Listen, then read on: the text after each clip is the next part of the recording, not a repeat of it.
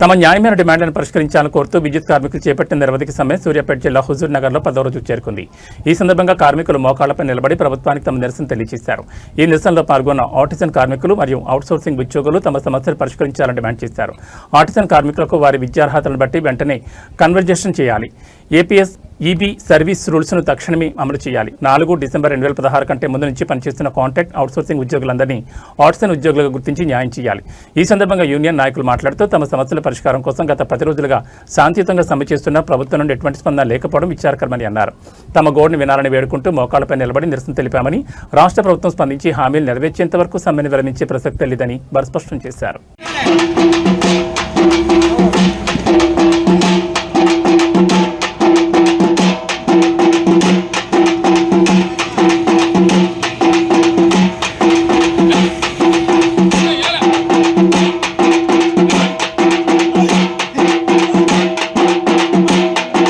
తెలంగాణ రాష్ట్రంలో 20,000 మంది ఆర్టిజన్ కార్మికులుగా ఉన్నాం.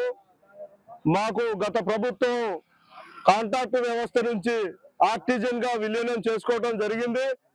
దానిలోని భాగంగానే మాకు సర్వీస్ రూల్స్ ఎక్కడే లేని విధంగా ఎప్పుడో బ్రిటిష్ కాలం నాటి సర్వీస్ రూల్స్ తీసుకొచ్చి మా నెత్తున రుద్దటం జరిగింది.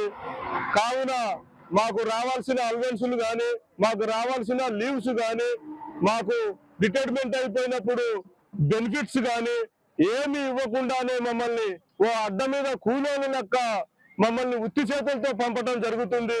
కాబట్టి దానిలోని భాగంగానే గత టిఆర్ఎస్ ప్రభుత్వం నుంచి కూడా మేము దపదపాలుగా ధర్నాలు సమ్మెలు చేసుకుంటూ పోతున్నాం.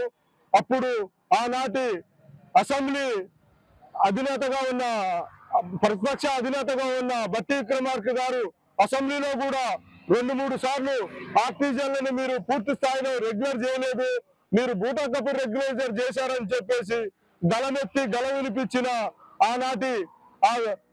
ఈనాటి విద్యుత్ శాఖ మంత్రులు బట్టి విక్రమార్క గారు అధికారంలోకి వచ్చిన తర్వాత మిమ్మల్ని మేము ఎమ్మటే పూర్తి స్థాయిలో ఏపీఎస్ తో రెగ్యులర్ చేస్తామని చెప్పేసి మాట ఇవ్వడం జరిగింది. పాదయాత్రలో భాగంగా ఈనాటి ముఖ్యమంత్రి వర్యులు రేవంత్ రెడ్డి గారు కూడా పాదయాత్ర చేస్తూ మా అధికారం రాగానే మిమ్మల్ని ఏపీఎస్ సర్వీస్ రూల్స్ ఇచ్చి మీకు న్యాయం చేస్తానని చెప్పేసి మాట ఇచ్చి ఇప్పటికీ 3 సంవత్సరాలు కాబోతున్నా గానీ మా మాటని నిలబెట్టుకోకుండా మాటని తుంగలో తొక్కేసి మొండి చేయి చూపడం జరిగింది. అయ్యా ముఖ్యమంత్రి గారు, విద్యుత్ శాఖ మంత్రులు, మేము మా డిమాండ్లపై గత 10 రోజుల నుంచి సమ్మె నోటీస్ ఇచ్చి మండు టెండల్లో మేము టెంట్ల కింద సమ్మె చేస్తూ కడుపులు మార్చుకుంటూ ఉన్న మా నిరసన గలం, మా యొక్క బాధలు మీ దాకా చేరినా కానీ మీరు పట్టించుకోకపోవడం అనేది శోచనీయం. మంది ప్రజాప్రభుత్వం అని గొప్పగా చెప్పుకునే మీరు మమ్మల్ని విస్మరించి దాదాపు రాష్ట్రంలో 30,000 మంది కార్మికులను, విద్యుత్ కార్మికులను నడి రోడ్డు మీద నిలబెట్టి మీరు భోగభాగ్యాలతో విరుచులుతూ వేరే రాష్ట్రాల్లో ప్రసారం చేస్తూ మమ్మల్ని గాలి కొదిలేయటం ఇది సభను కాదు.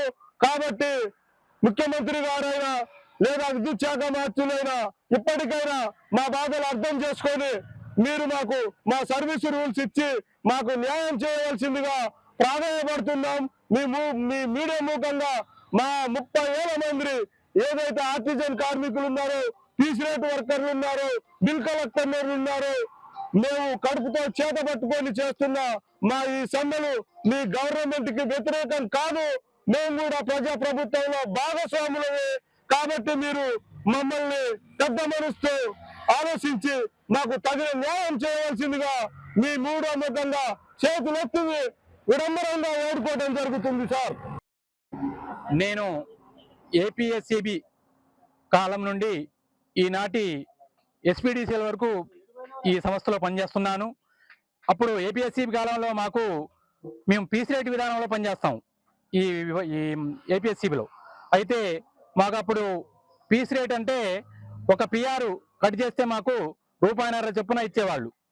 అదే 1991 నుంచి 2004 వరకు కూడా అదే విధానంలో మాకు పీస్ రేట్ వర్క్ విధానం జరిగింది. అయితే 2004లో మేము ఆ, హైదరాబాద్ నడిబొడ్డున ఆమరణ నిరాహార దీక్ష కూర్చున్నాము.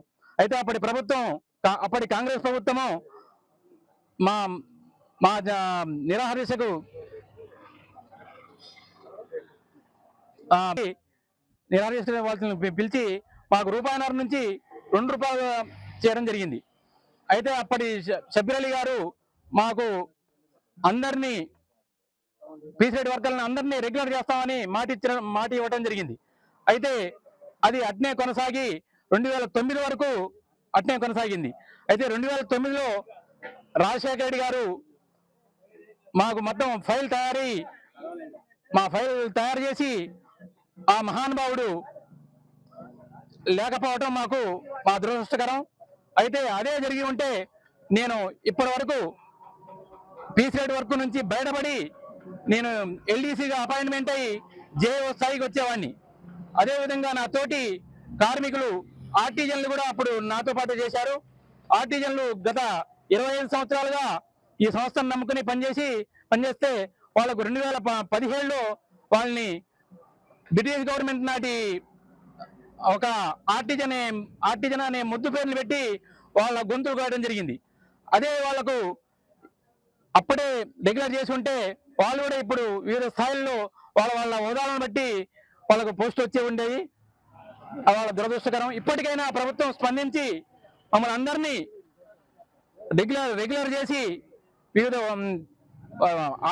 ఆర్టిజన్ స్థాయి నుంచి కన్వర్షన్ స్థాయికి తీసుకురావాలని ప్రభుత్వాన్ని మీ మీడియా ద్వారా తెలియజేస్తున్నాం.